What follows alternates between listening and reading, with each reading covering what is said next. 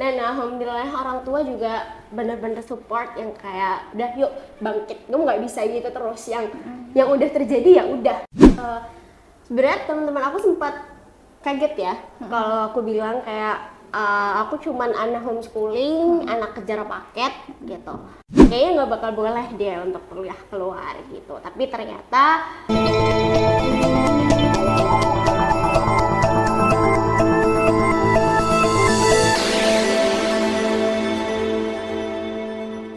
Halo warga belajar Think Indonesia School, kenalin aku Rizka, bakalan ngajak kalian semua untuk mendengarkan kisah inspiratif dari salah satu alumni kita Think Indonesia School yang memang sudah berhasil untuk menggapai impiannya, yakni berkuliah di luar negeri. Nah, tapi sebelum itu aku bakalan sedikit menjelaskan nih, apa sih Think Indonesia School itu. Jadi Think Indonesia School adalah sebuah sekolah yang ranahnya untuk pendidikan non formal, di mana kita mempunyai sistem yang fleksibel learning dan berbasis dengan teknologi beserta entrepreneurship. Lah, untuk program kami menawarkan mulai dari pendidikan anak usia dini, SD, SMP sampai ke jenjang SMA. Nah, langsung saja di sebelah aku nih udah ada salah satu alumni hebat kita, yakni Fatimah. Halo Fatimah. Hai Kak. Gimana kabarnya? alhamdulillah sehat walafiat, bisa kembali lagi ke Indonesia. Alhamdulillah bisa bersilaturahmi lagi, Ya, bisa bener. berbagi pengalamannya mungkin. Insya Allah. Nah, untuk beberapa menit ke depan nih aku bakalan nggak sedikit sih, mungkin bakalan agak banyak tanya-tanya tentang Boleh, kehidupan boleh. kamu setelah belajar dari Think Indonesia School, terutama cara kamu untuk memotivasi diri sampai bisa belajar ke luar negeri. Oke. Mungkin bisa diperkenalkan dulu Fatimah, kamu lulusan tahun berapa, kemudian suka dukanya nih untuk jadi siswa di Think Indonesia School sebelumnya sampai ke bisa ke Malaysia gitu. Pertama perkenalin, nama aku Fatimah Zahra Putri Adi, biasanya sebenarnya dipanggil Zahra, tapi karena di sini banyak yang namanya Zahra, jadi aku lebih biasa dipanggil Fatimah. Aku lulusan angkatan 2023 kemarin, terus sekolah di Ting kurang lebih hanya 1 tahun terakhir, kelas 12 aku SMA.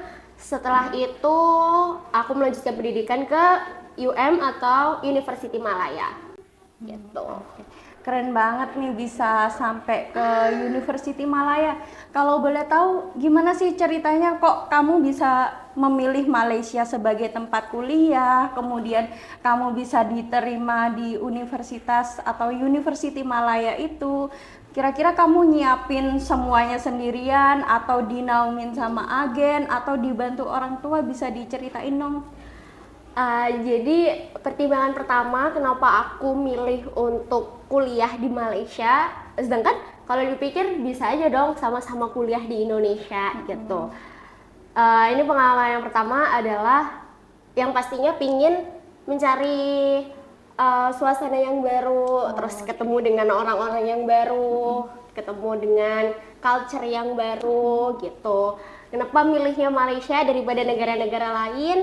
Karena basically kita sama Malaysia kurang lebih budayanya sama, terus habits kebiasaan hidupnya juga kurang lebih sama. Banyak orang Islamnya di sana, banyak orang yang berjilbabnya juga di sana. Jadi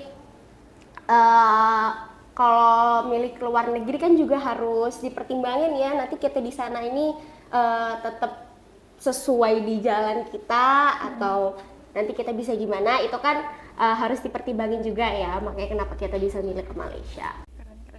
Nah, kan habis nyiapin berkas, tentu nggak cuman berkas saja Iya, kan yang disiapin. bener. Kalau boleh tahu untuk syarat masuk ke University Malaya itu ada kayak semacam tes yang kayak kita daftar di Univ Indo nggak? Kalau untuk masuk ke University Malaya ya, yang saya tahu langkahnya mereka itu kalau dibandingin dengan Universitas Indonesia ya, mereka mudah banget. Cuman masukin nilai rapot, dia sekitar semester 1 sampai semester 5 atau enggak semester 1 sampai semester 6. Setelah kita setor nilai rapot, kalau kalau udah ada IELTS-nya bisa langsung dimasukin sekalian IELTS-nya. Pakai IELTS.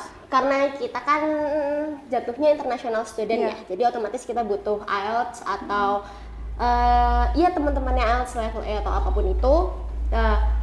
Setelah itu kalau IELTS-nya sudah masuk, nilai rapot sudah masuk, nanti tinggal nunggu aja dari pihak kampusnya akan memberikan semacam offer letter yang menyatakan bahwa Ananda ini diterima di jurusan ini gitu. Sebenarnya di sana sama sih, kurang lebih kayak di Indonesia, bisa memilihnya 2 jurusan ataupun lebih gitu. Nanti di kertasnya tuh ya udah kayak langsung keluar aja, diterima di fakultas apa, jurusan apa, terus kuliah berapa tahun gitu aja. Kalau boleh tahu milih jurusan apa waktu itu, kan ada 2 pilihan tuh. Kemarin karena bener-bener kemarin aku lupa ya Mbak aku pilihnya apa, cuman yang pasti aku pilih kalau nggak salah ada ekonomi terus hubungan internasional kayaknya. 2 itu kayak yang aku pilih. Terus tapi ternyata nilainya masuknya di ekonomi gitu, jadi ya keterimanya di ekonomi. Nah, waktu nerima LOA terus kamu lolos di bidang yang memang kamu pilih, ekonomi, gimana rasanya?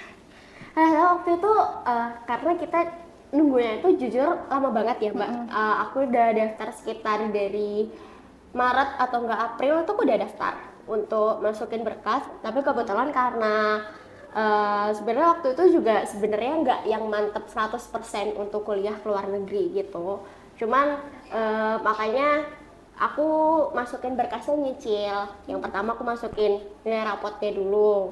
Setelah nilai rapot keluar ternyata alhamdulillah dapat conditional offer letter. Itu maksudnya surat keterima sementara.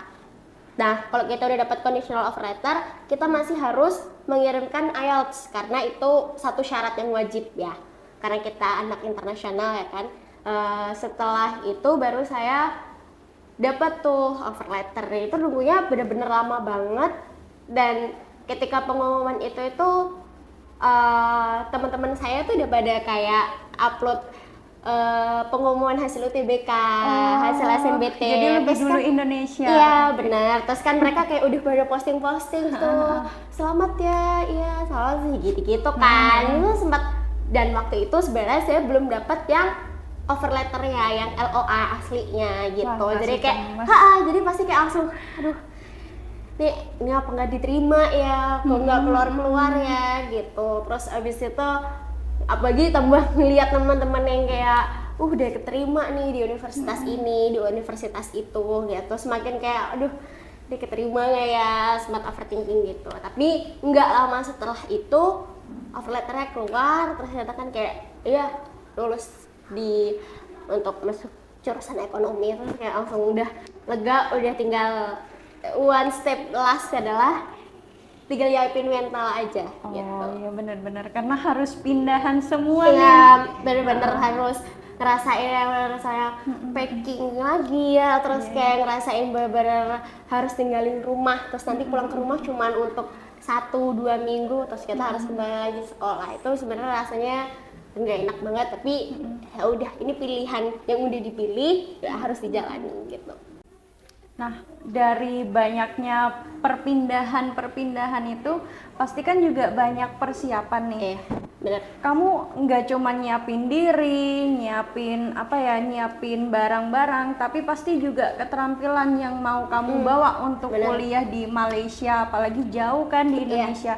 Selain keterampilan akademik, ada keterampilan apa lagi nggak? Misal kayak kamu punya hobi apa yang nanti pengen dikembangin juga waktu di kuliah gitu? Sebenarnya saya ini orangnya nggak terlalu ya suka berkegiatan di luar ya. Ya mungkin kalau bisa dibilang kurang suka berorganisasi, bersosialisasi dan apapun itu. Sebenarnya saya kurang suka. Tapi ketika itu tadi saya sudah dapat surat untuk oke, kamu dinyatakan diterima, itu saya udah mulai untuk membuka pikiran saya, terus kayak mulai mengupgrade diri saya, bilang bahwa kamu itu hidup nggak sendiri. Banyak orang lain di sekeliling kamu, banyak orang lain yang nggak semuanya tuh harus ikut apa yang kamu mau gitu. Jadi saya mulai itu juga saya udah mulai bersosialisasi, ketemu sama orang-orang, terus mulai berusaha untuk terbuka, mau mendengerin orang lain, terus mau jadikan omongan orang lain itu sebagai masukan kita gitu. Sebenarnya kalau skill yang tertentu kayaknya nggak ada, cuman kalau orang-orang bilang mesti kayak kamu kalau kerja mesti ini, maksudnya orangnya disiplin banget. Dan kadang kan ada beberapa orang ya yang nggak suka sama orang yang terlalu disiplin, yang terlalu kayak jam segini harus ini, ya jam segitu nggak bisa molor. Nah itu juga mulai memperbaiki diri kayak ya nggak bisa gitu, semua orang nggak harus sesuai sama jadwalnya kamu, harus disesuaikan juga sama yang lain gitu. Nah, kamu kan tipe orang yang disiplin banget, ibaratnya keterampilan lebih kamu kan tentang kedisiplinan. Selama kamu belajar di Think Indonesia School ini, kamu dapat nggak sih nilai-nilai kedisiplinan itu? Kalau dari Think dapat ya, maksudnya karena di sini juga kita juga harus maksudnya benar-benar ngerti timeline, karena kita juga maksudnya untuk membuat podcast kan nggak semudah itu ya pembelajaran kita. Salah satunya adalah buat podcast kan nggak semudah itu ya, kita benar-benar dari skrip harus dibuat, terus kita harus latihan dulu untuk take voice-nya, terus nanti kita harus improve nih gimana nih biar lebih santai, biar lebih itu kayak, dan itu benar-benar harus dilakukan sesuai timeline-nya. Kalau nggak sesuai dengan timeline-nya pasti hasil akhirnya mau nggak mau pasti kepaksa, maksudnya di take videonya jadinya nggak sesuai sama apa yang diharapin gitu. Keren banget nih. Jadi udah berapa lama di Universitas Malaysia? Ini saya baru 1 semester, ini lagi liburan buat masuk ke semester 2. Semester 2-nya mulai dari tanggal 4 besok, hari Senin besok tuh mulai udah semester 2. Jadi saya kembali lagi ke Malaysia tanggal 2 besok. Nah, dari 1 semester lamanya ini, mungkin kamu bisa sharing nih ke teman-teman Think Indonesia School, apa aja yang udah kamu dapetin di University of Malay? Yang saya dapetin pastinya banyak banget ya, apalagi di sana juga posisinya saya bukan sendirian gitu. Maksudnya mungkin memang bukan dengan saudara atau gimana, tapi di sana ternyata juga banyak nih orang-orang Indonesia yang kuliah di sana. Jadi itu benar-benar maksudnya orangnya juga ngerangkul semua, terus kita buat grup, kita tanyain gimana nih kamu orang mana, jurusan apa gitu. Banyak sebenarnya nggak expect kalau bakal ketemu dengan banyak orang Indonesia di sana, tapi ternyata pas sudah sampai sana bener-bener kayak disambut, bener-bener diajarin gini loh, kita dikenalin awal culture-nya, gini loh kalau di Malaysia itu seperti ini. Jadi kita udah dapet gambarannya gitu. Terus dari kakak tingkat kita yang dari Indonesia juga yang udah ada di sana, mereka juga maksudnya sebelum kita masuk pertama kali ke Malaysia, mereka udah buat dulu meeting gitu, terus kayak ayo ditanyain apa yang kalian mau tanyain. Makanya kayak orangnya ngerangkul banget gitu, jadi kayak ngerasanya kita juga punya keluarga gitu di sana, walaupun memang enggak sedarah atau mungkin enggak sesaudara gitu. Nah, kamu kan akhirnya dapat circle baru, dapat kegiatan baru. Nah, kegiatan itu ngarahin kamu untuk mencoba hal-hal baru kayak organisasi dan semacamnya atau enggak? Ngarahin banget, Mbak. Karena posisinya semasa saya SMA, saya kan hanya homeschooling ya, otomatis enggak begitu banyak organisasi dari sekolah. Padahal saya harus mencari sendiri di luar sekolah gitu kan. Makanya waktu ditanya kemarin waktu interview untuk masuk organisasi di itu ada satu organisasi namanya Persatuan Pemuda Indonesia di Malaysia. Itu kemarin waktu saya interview ditanyain maksudnya pertanyaan basicnya pasti pernah punya pengalaman organisasi nggak, pernah punya pengalaman kepanitiaan nggak gitu. Dengan jujur saya jawab, saya bilang kalau untuk pengalaman saya belum pernah punya, karena jujur saya cuma dari homeschooling gitu. Saya nggak punya, maksudnya ya kerjaan saya ya cuman pulang pergi ke sekolah aja gitu, nggak ada ikut organisasi seperti OSIS, MPK atau apapun itu seperti sekolah luar gitu kan. Jadi dia bilang di awal kayak kalau dibilang punya organisasi, punya pengalaman, saya nggak punya. Tapi kenapa saya mau masuk organisasi? Karena saya mau, maksudnya kayak mengembangkan diri saya gitu, maksudnya kayak membuka pikiran saya, terus mencoba bergaul dengan orang-orang, mencoba bertukar pikiran sama orang-orang yang berbeda gitu sama kita. Jadi kayak kita bisa, oh ternyata kerja sama orang tuh kayak gini ya rasanya. Ada yang tipenya A, ada yang tipenya B, ada yang tipenya C, dan kita mau nggak mau harus bisa merangkul semuanya gitu. Nah, dari apa ya, kamu daftar organisasi, terus kamu menjelaskan nih background kamu apa, sampai ke tujuan kamu mengikuti organisasi itu seperti apa. Lah, dari hal-hal itu mempengaruhi nggak mindset orang-orang yang nge-interview kamu bahwa kamu dari background homeschooling gitu? Sebenarnya teman-teman aku sempat kaget ya kalau aku bilang kayak aku cuman anak homeschooling, anak kejar paket gitu.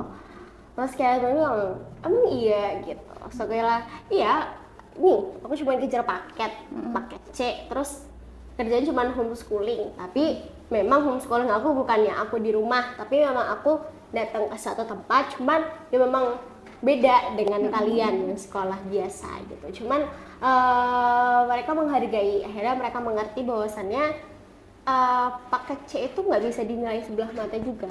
Karena pada dasarnya yang paket C juga bisa sama kalian yang sekolah biasa, sekolah negeri ataupun swasta gitu. Jadi di organisasi kamu dapat perlakuan yang sama nggak kayak teman-teman kamu? Dapat perlakuan yang sama karena gimana pun, dan saya udah bilang dari awal kayak aku nggak punya pengalaman, cuman aku mau masuk organisasi karena aku pikir punya pengalaman itu gitu. Terus akhirnya ya udah kemarin akhirnya keterima di organisasi itu di salah satu divisinya. Terus ya udah kita kerja aja. Tetap dapat kesempatan belajar yang sama kayak teman-teman, tetap difasilitasi, tetap dapat perlakuan dan rangkulan yang sama kayak teman-teman. Nah, dari sibuknya nih kegiatan organisasi yang kamu ikuti, mengganggu nggak secara akademik kamu di university? Sebenarnya kalau organisasi hanya sehari-hari itu nggak mengganggu sama sekali, karena ya udah kita cuman rapat evaluasi, ini gimana nih, mau dibawa kemana, mau ada program kerja apa. Kalau seperti itu nggak mengganggu. Mungkin yang sedikit mengganggu adalah ketika kita mau mengadakan salah satu event besar. Itu seperti kemarin kayak kita habis ngadain kayak Festival Indonesia, tapi kita mengerjakannya di Malaysia. Otomatis seperti itu kan kita yang sebagai orang Indonesia yang mau mempersembahkan, mesti kita harus bekerja lebih keras, terus kita kayak harus menyediakan semuanya. Kayak ya kita sebagai penyelenggara acara juga pengen semuanya puas, semuanya tahu, oh gini loh culture-nya Indonesia.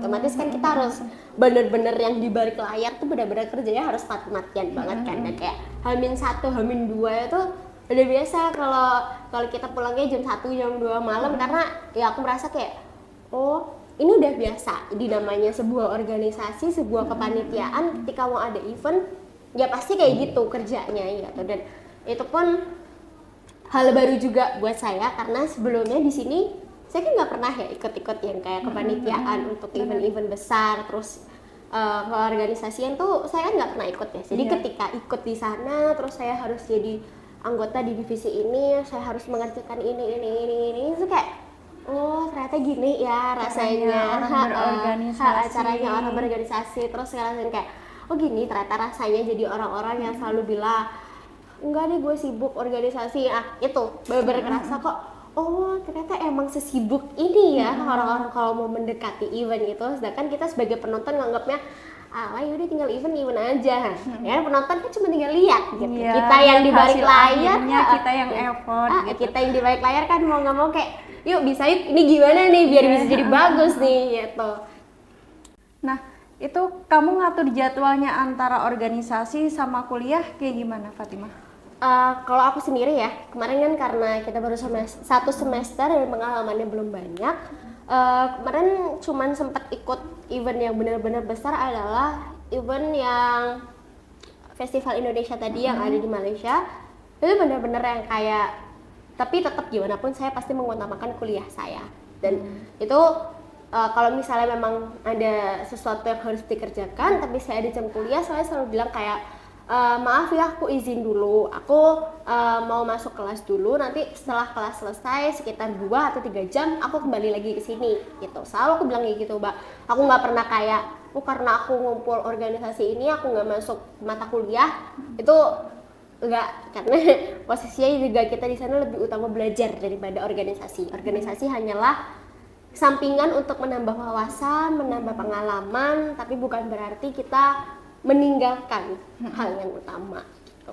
Nah, di antara banyaknya nih kesibukan untuk berorganisasi, kemudian kamu juga udah pinter nih manajemen waktu antara organisasi sama akademik. Perasaan apa sih atau pengalaman apa yang kamu dapatkan di dunia akademik di bangku perkuliahan yang membuat kamu excited nih untuk masuk kelas, entah itu dari metodenya, dari dosennya, atau dari fasilitas pembelajarannya, mungkin kelasnya yang emang punya alat-alat canggih atau gimana gitu? Sebenarnya mungkin saya kan nggak tahu juga ya, maksudnya ruangan perkuliahan di Indonesia itu gimana.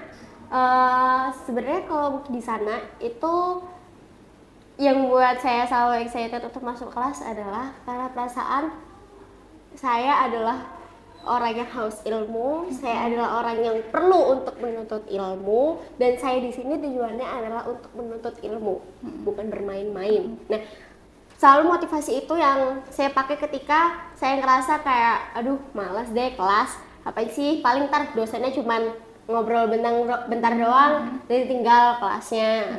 Terus saya kayak terus balik lagi motivasi saya kayak bilang, kamu di sini untuk sekolah, untuk menuntut ilmu, mencari ilmu, bukan untuk malas-malasan. Kalau mau malas-malasan balik aja ke Indo, nggak usah kuliah di sini gitu. Itu aja motivasi saya yang selalu saya bawa, kayak di sini waktunya kuliah bukan waktunya main-main gitu. Nah, dari kesibukan yang udah kamu jalanin, kamu belajar hal baru di organisasi, kamu juga dapat pengalaman belajar yang baru, yang awalnya homeschooling sekarang berada di kelas besar, di kuliahan, ketemu banyak orang. Apa sih rasa bedanya bersosialisasi di Indonesia sama di Malaysia, baik itu dari segi pendidikan maupun kehidupan sehari-hari? Rasanya pasti beda banget ya Mbak, apalagi kalau kita homeschooling biasanya paling mentok berapa sih orangnya? 20, 30, itu kan udah paling banyak banget ya. Sedangkan kita di sana kayak hampir sama beratus-ratus orang. Kalau dari segi sosialisasi pasti rasanya beda banget, kita yang biasanya cuma 30 orang tiba-tiba sama beratus-ratus orang, pasti rasanya beda banget. Terus kalau dari pendidikan, mungkin sistem pembelajarannya beda kayaknya ya, dari yang di sini dengan yang di Malaysia. Ya namanya sistem pendidikan pasti semuanya punya plus minusnya gitu aja. Nah, terakhir nih Fatimah, kira-kira pesan apa yang pingin kamu kasih ke generasi-generasi Think Indonesia berikutnya? Pesannya pokoknya jangan patah semangat, terus sekolahnya juga niatnya dibenerin lagi, niatnya memang mau sekolah. Nanti dari situ pasti semuanya Allah permudah. Kalau memang ada batu-batu dan kerikil apapun itu di perjalanan kalian, berusaha untuk dilewatin walaupun sambil nangis, sambil berdarah, tetap harus dilewatin. Ya kalau gitu makasih banyak Fatimah udah mau sharing bareng kita, udah ngasih banyak gambaran nih kehidupan tentang perbedaan sekolah homeschooling, sampai kamu juga berjuang masuk ke perguruan tinggi yang tentunya nggak mudah. Semoga itu bisa memberikan motivasi kepada banyak teman-teman di luar sana, terutama warga belajar di Think Indonesia School berikutnya. Untuk kalian yang memang masih belajar di luar sana, baik itu di Think Indonesia School ataupun di lembaga pendidikan lainnya, semoga kalian bisa nih menemukan jalan untuk menggapai impian kalian, bisa kembali memotivasi diri kalian, kemudian bisa ikhlas atas apapun yang terjadi dalam kehidupan kalian. Semoga kalian juga tahu nih tujuan belajar kalian seperti apa, dan kisah Fatimah ini bisa menjadi inspirasi bagi kita semua.